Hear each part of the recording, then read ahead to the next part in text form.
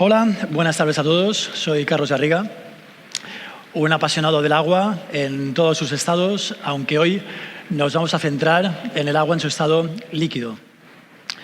No voy a hablar del agua como origen de la vida, aunque hoy el tema de esta charla sea el origen, sino del agua como factor determinante en el presente, pero sobre todo también en el futuro, de todas aquellas comunidades, todas aquellas familias, todas aquellas personas que no tienen garantizado su acceso a ella. En realidad sí que voy a hablar de origen, porque vais a ver cómo el agua es el origen de absolutamente todo. Pero antes de empezar, me disculparéis y me permitiréis que me ponga un poquito más cómodo. Estoy llevar americana el fin de semana, no creéis yo que lo tengo demasiado claro. A ver, así.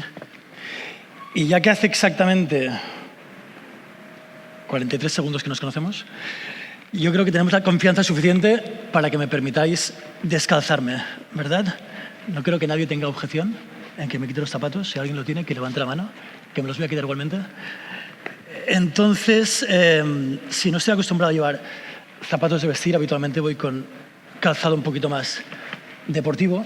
No sé en qué momento pensé en ponerme estos zapatos. Pero bueno, acabo rápido. Vale. Pues aquí estamos de nuevo. No llevo ni 2 minutos, ya me he quitado la chaqueta, ya me he quitado los zapatos. ¿Alguien nada más? Hace mucho tiempo, cuando empezaba a hacer presentaciones, una persona que tenía bastante experiencia me dijo: cuando estés nervioso en una presentación, mira a personas del público, los imaginas desnudos. No os veo demasiado, pero bueno. La cuestión es que no me funcionaba el tema. Entonces pensé, bueno, oye, en lugar de imaginarme a la gente desnuda, me desnudo yo. Y igual los nervios nos sacaban, pero al menos nos reímos un rato. Bueno, más allá de las bromas, en principio, si todo va como tiene que ir, no me voy a sacar más ropa, vamos a empezar a explicaros una pequeña historia. Una historia que empieza con unos pies. Unos pies como los míos. No sé si los de la última fila tenéis la suerte de no verlos, los de la primera, lo siento por vosotros, la alegría siempre va por barrios. Pero bueno, unos pies que probablemente no se diferencian demasiado de los vuestros. Tampoco tienen mucho secreto. Mi podóloga dice que parecen recién salidos de fábrica. Mi exnovia dice que parecen las pezuñas de un caballo, de un burro, en realidad, me dijo. Pero no tienen demasiado secreto y al final cumplen con su cometido, que no es otro que llevarme de un sitio a otro. Me han permitido venir a esta presentación, me permiten cada fin de semana pues, ir a jugar a fútbol y jugar a tenis, quedar con tus amigos para ir a tomar algo, ir a comer a casa de tus padres, ir a todos esos lugares en los cuales no reparamos porque los encontramos absolutamente lógicos, habituales, entran dentro de la normalidad, pero os aseguro que tienen bastante importancia. ¿Y por qué tienen tanta importancia? Porque, mira, aquí empezamos ya con la historia que os quería contar. ¿Alguien se atreve a decir si estos pies son de un hombre, una mujer, un niño, una niña, edad? ¿No? Bueno, os lo diré porque la foto la tomé yo en Ghana, en Zabzugo, en el norte de Ghana. Estos son los pies de Samuel, un chaval de 11 años que tiene unos pies que podrían ser como los nuestros. No lo son, evidentemente, y os aseguro que la menor de las diferencias es el color de los pies. Se ve claramente que son los pies muchísimo más gastados, muchísimo más usados que los míos y seguro que los vuestros, ¿no? La principal diferencia entre sus pies, los míos y los vuestros, es el lugar a donde llevan a Samuel cada día de su vida.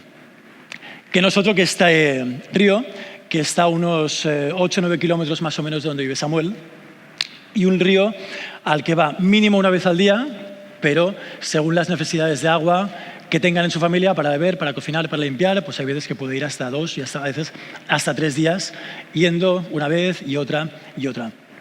Va con su madre, con sus hermanas, con sus hermanos.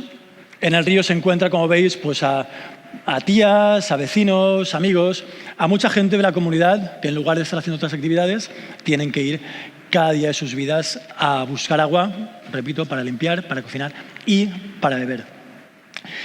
Y es que la realidad es que hay 2 formas de beber agua en el mundo.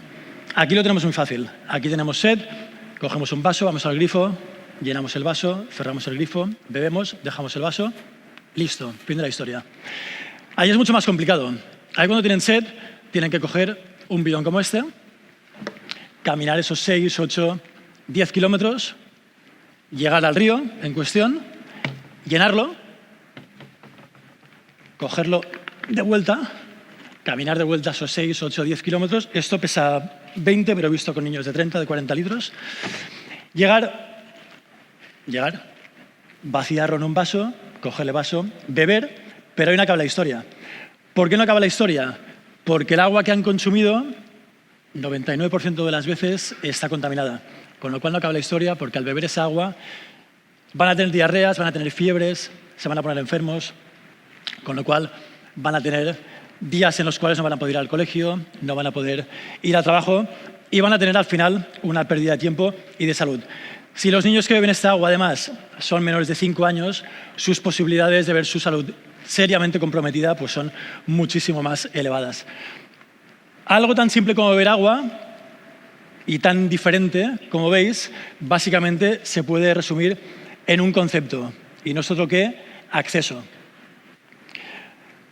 Esta segunda forma de beber agua, mucho más tortuosa, larga, compleja, peligrosa, es la realidad aún para aproximadamente 2.000 millones de personas en el mundo. En su mayoría niños, niñas, mujeres de África, de Asia y de Latinoamérica.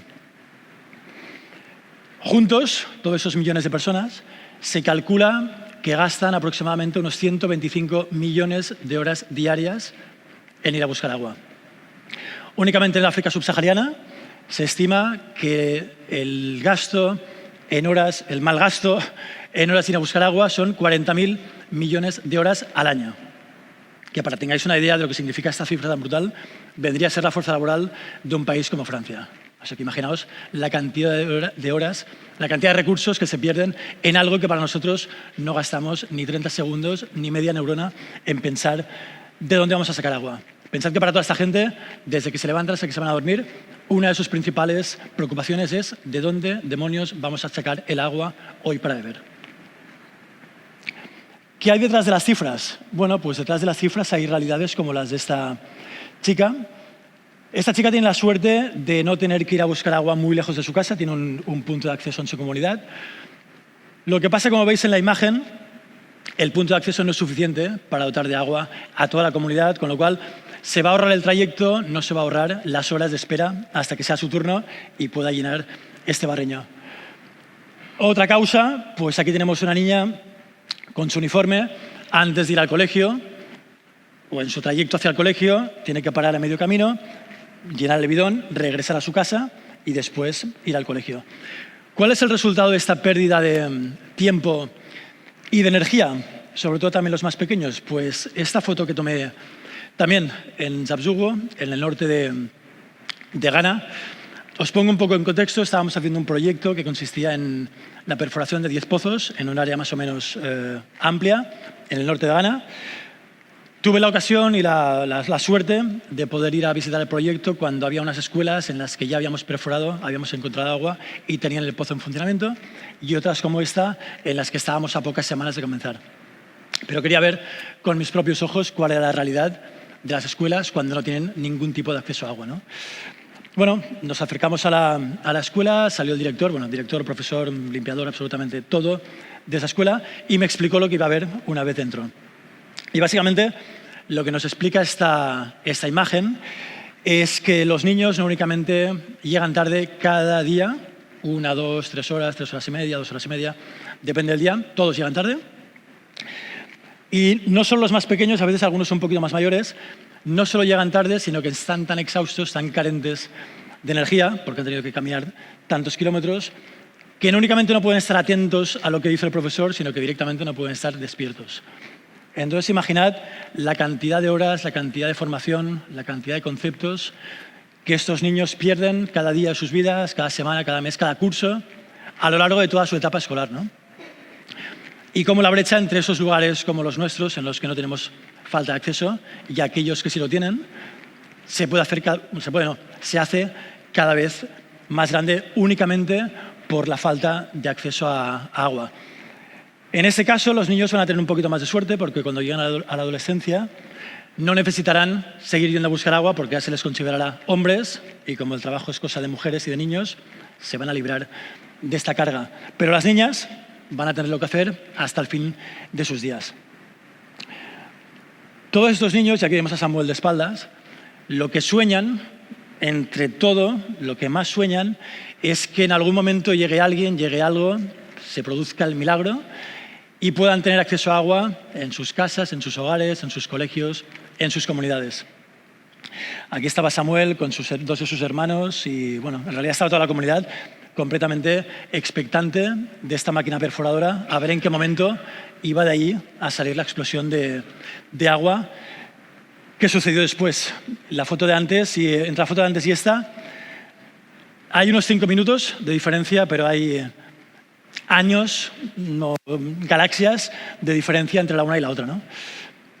Tuve la suerte de estar ahí en este momento.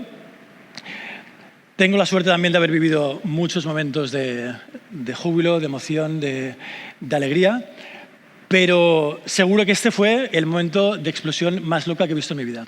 Superando por 1000 un momento que nos hizo vivir nuestro amigo José María Vaquero hace bastantes años con el gol de Kaiserslautern. Pues aquello fue una locura, esto fue eso multiplicado por 10.000, ¿no? De modo personal diría que fue uno de los días más emocionantes de mi vida, seguro, de poder tener la suerte de vivir este momento que parecía las películas del oeste donde están perforando petróleo y de repente explota y todo el mundo sabe que va a ser millonario a partir de ese momento.